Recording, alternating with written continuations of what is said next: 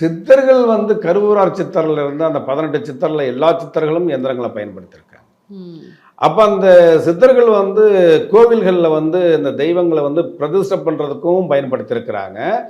இயற்கை சீற்றங்களிலிருந்து மக்கள் வந்து தப்பிப்பதற்கும் எந்திரங்களை பயன்படுத்தியிருக்கிறாங்க. அந்த காலத்தில் இயற்கை சீற்றங்களால் ஏற்படக்கூடிய அந்த வறட்சி, அதனால் ஏற்படக்கூடிய அந்த பாதிப்பு, இதிலிருந்து காப்பாற்றப்படுவதற்காக எந்திரங்களை பயன்படுத்தியிருக்கிறாங்க.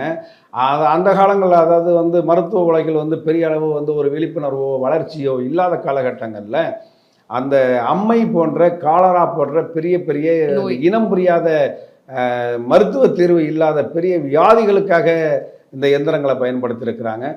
சில எந்திரங்கள் இருக்குது, கருட எந்திரம்னு இருக்கும். கருட எந்திரம் போட்டோம்னா பாம்பு வந்து நம்மளை போயிட்டு வந்து தீண்டாது, தீண்டினாலும் விஷம் ஏறாது.